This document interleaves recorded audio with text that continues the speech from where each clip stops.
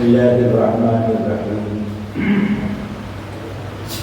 الحمد لله رب العالمين والصلاة والسلام على سيد المرسلين وعلى آله وأصحابه أجمعين أما بعد فأعوذ بالله من الشيطان الرجيم بسم الله الرحمن الرحيم إنا نحن نزلنا الذكر وإنا له لحافظون صدق الله العظيم. حضرات علماء کرام، بزرگان محترم اور عزیز طلباء، برسوں پہلے اس مدرسے میں میری حاضری ہوئی تھی. اس وقت یہ جھوپڑی کی شکل میں تھا. آج دوبارہ حاضری ہوئی تو یہ دیکھ کر خوشی ہوئی کہ اب الحمدللہ اس کی پختہ تعمیر کا سلسلہ شروع ہو چکا ہے. قاضی رفیق صاحب کے بارے میں پہلے سے یہ جانتا تھا. یہ بہت ہی فعال اور متحرک شخصیت کے حامل ہیں. بمبئی میں مرتبہ میری ان سے ملاقات ہوئی تو پتہ یہ چلا کہ یہ اپنے ادارے کے لیے ATG اور FCRE کے لیے کوشش کر رہے ہیں. پھر دوسری ملاقات پر پتہ چلا کہ یہ دونوں سرٹیفکیٹ ان کے ادارے کو مل چکا ہے. بڑے بڑے اداروں کے پاس اور ٹرسٹوں کے پاس یہ سرٹیفکیٹ موجود نہیں ہے، خاص طور سے FCRE. خود ہمارا اپنا ادارہ بھیونڈی میں ہے جس میں تقریباً 450 بچے مقیم رہتے ہیں. ساتھ ساتھ پرائمری اور ہائی اسکول بھی ہے. 80 کا اسٹاف ہے. لیکن اب تک ہم اپنے ادارے کے لیے ATG سرٹیفکیٹ حاصل نہیں کر پائے. تو قاضی صاحب کی شخصیت بہت ہی فعال اور متحرک شخصیت ہے.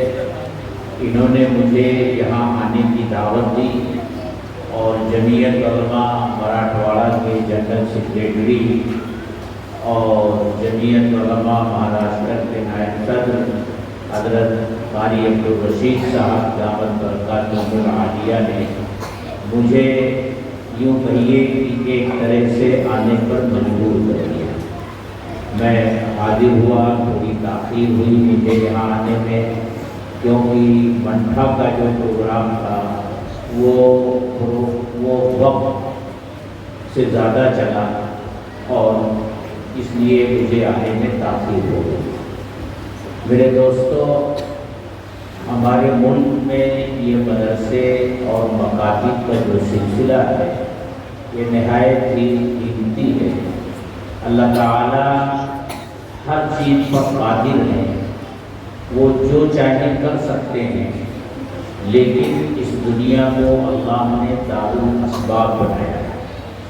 اللہ اس دنیا میں اپنی مرضی اور منشا اسباب کے پردے میں پورا فرماتے ہیں.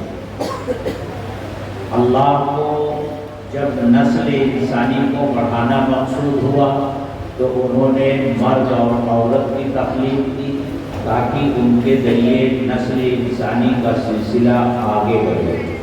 اور یہ ضابطہ قرار پایا کہ نکاح کے ذریعے جب ایک مرد اور ایک عورت آپس میں رشتہ قائم کرتے ہیں تو اس رشتے کی برکت سے اللہ انہیں اولاد دیتا ہے. عام طور سے اس دنیا میں یہی ہوتا ہے، لیکن اللہ اس پر بھی قادر ہے کہ بغیر ماں باپ کے بچے کو پیدا کر دیں. اللہ اس پر بھی قادر ہے کہ بغیر باپ کے بچہ پیدا کر دیں. اور اللہ نے اپنی قدرت کا مظاہرہ فرمایا بھی ہے. آدم علیہ السلام کو بغیر ماں باپ کے پیدا کیا. حضرت عیسیٰ علیہ السلام کو بغیر باپ کے پیدا کیا. تو اس دنیا کو اللہ نے دارالاسباب بنایا ہے. اللہ کی مرضی اور اللہ کا منشا یہ ہے کہ ہمارے اس ملک میں اسلام بھی باقی رہے، مسلمان بھی باقی رہے، شاعر اسلام کی حفاظت بھی ہوتی رہے، اور مسلمان اپنی تمام تر شناخت اور پہچان کے ساتھ اس ملک میں زندہ رہیں اور باقی رہیں۔ اس کے لیے اللہ نے اسباب پیدا فرمائے، جو مختلف اسباب پیدا فرمائے ان میں سب سے بڑا سبب یہ مدارس اسلامیہ اور مکاتب دینیہ ہے۔ ہمارے ملک میں جو کچھ بھی اسلامی رونق نظر آتی ہے اور چہل پہل نظر آتی ہے، اور جو مسلم تنظیمیں اور جماعتیں آج ملک میں کام کر رہی ہیں، یہ سب فیض ہے مدارس اسلامیہ۔ ان مدارس اسلامیہ کے ذریعے ہی اللہ نے ہمارے ملک کو آزادی دلوائی، اور آزادی دلوانے کے بعد ملک کی تقسیم کے بعد اس ملک میں اسلام اور مسلمانوں کی حفاظت ہو، اس کے لیے اللہ نے ان مدارس اسلامیہ کے نظام کو باقی رکھا۔ اس لیے میرے دوستو، ان مدارس اسلامیہ کا باقی رہنا، ان کو پروان چڑھانا اور ان کو ترقی دینا، یہ ہم سب کی اسلامی ذمہ داری ہے، کیونکہ یہی مدرسے ہمیں ہمارا دین سکھاتے ہیں، ہمارا ایمان سکھاتے ہیں۔ ہم انہی مدرسوں کے ذریعے نماز سیکھتے ہیں، ہمارا عقیدہ کیا ہونا چاہیے یہ سیکھتے ہیں، اور انہی مدارس کے ذریعے ہم بہت سی ایسی باطل تحریکوں سے محفوظ رہتے ہیں جو باطل طاقتیں اسلام کو اور مسلمانوں کو اس ملک میں نقصان پہنچانے کی کوشش کرتی ہیں۔ میرا پورے ملک میں جانا ہوتا ہے، اور اپنے مہاراشٹر میں بھی خاص طور سے سفر ہوتا ہے، تو میں نے یہ محسوس کیا کہ جن علاقوں میں مکاتب کا سلسلہ قائم ہے، وہ علاقے باطل تحریکوں کے حملے سے محفوظ ہیں، اور جن علاقوں میں مکاتب نہیں ہیں، مدارس نہیں ہیں، باطل تحریکیں وہاں اپنا کھیل کھیل رہی ہیں۔ قادیانیت ہو، شکیلیت ہو، یہ سب ایسی ہی جگہ پر اپنے پر پھیلا رہی ہیں جہاں مدارس اور مکاتب کا نظام نہیں ہے۔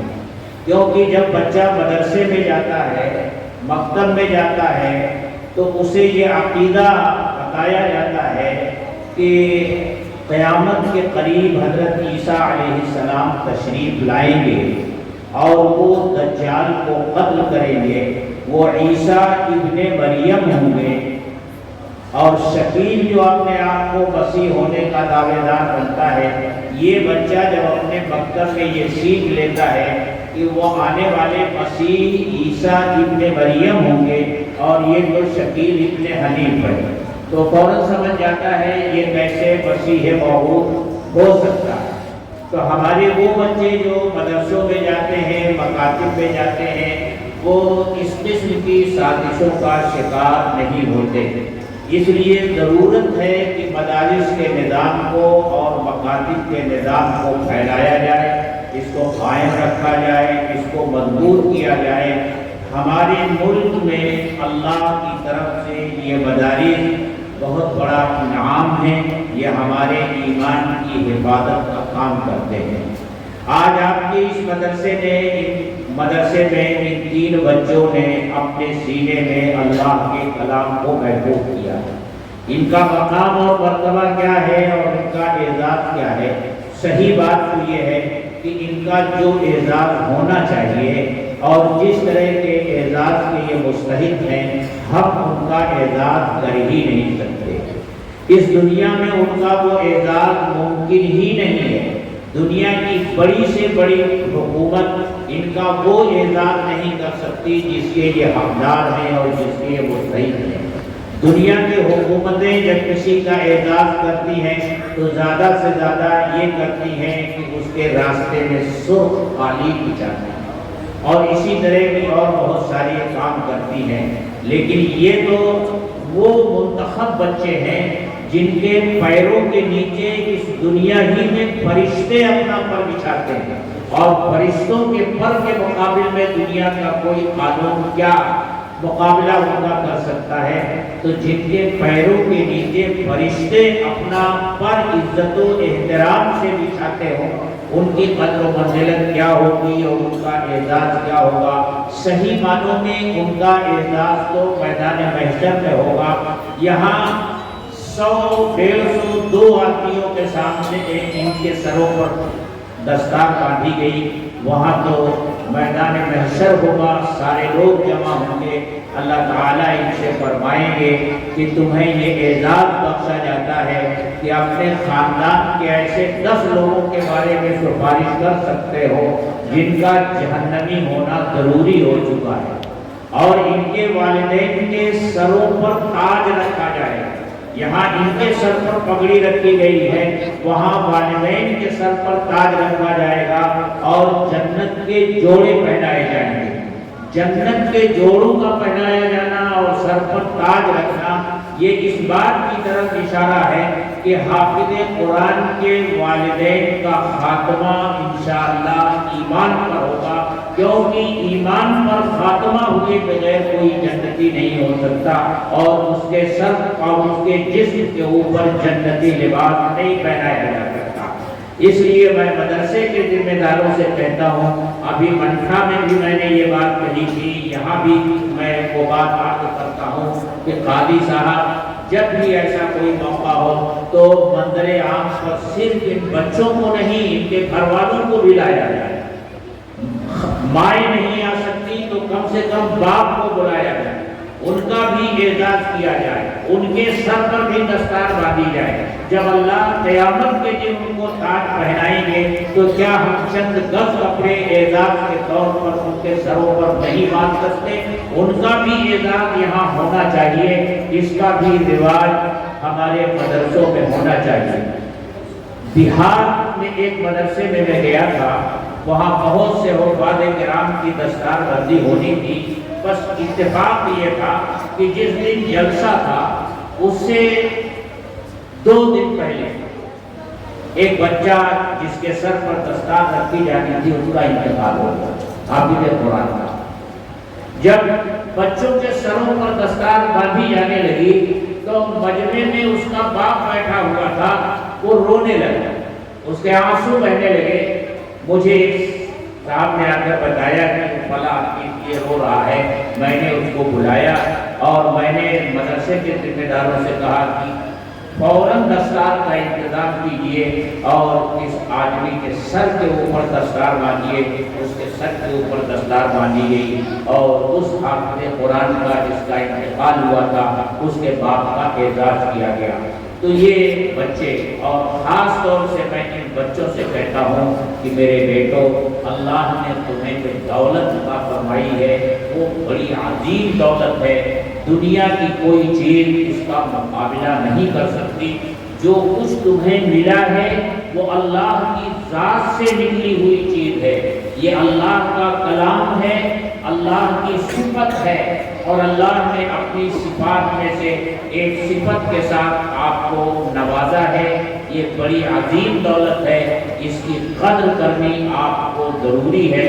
آپ اس کی قدر کریں، اس کا خیال رکھیں، یاد رکھیں کہ اللہ تعالیٰ نے اپنے کلام کو پہلے لوح محفوظ میں محفوظ فرمایا، اس کے بعد سمائے دنیا پر اس کو اتارا، بیت المعمور میں اس کی حفاظت فرمائی، اور پھر جبریل امین لے کر نازل ہوئے اور اللہ کے رسول صلی اللہ علیہ وسلم کے سینے میں اللہ نے محفوظ کروایا۔ آپ کے سینے اس وقت گویا مشابہ ہو گئے ہیں حضرت محمد رسول اللہ صلی اللہ علیہ وسلم کے صدر مبارک کے کلام اللہ وہاں محفوظ ہوا تھا، آپ کے سینے میں محفوظ ہوا ہے۔ تو آپ اس کی قدر کیجیے، اور ان کے ماں باپ سے کہتا ہوں کہ آپ کا یہ بچہ آج تمام بچوں پہ ممتاز ہو گیا۔ اگر اللہ نے آپ کو اور اولاد دی ہے اور انہوں نے علمی میدان میں خوب ترقی کی، کوئی ڈاکٹر بنا، کوئی انجینئر بنا، کوئی سائنسداں بنا، بڑے بڑے عہدوں پر فائز ہوا، لیکن خدا کے لیے کبھی ان بچوں کو ان بچوں پر ترجیح مت دیجیے گا، کیونکہ جس نے اپنے حافظ قرآن بچے پر کسی دوسرے بچے کو ترجیح دی تو اس نے اپنے بچے کے نہیں اللہ کے کلام کی توہین کی۔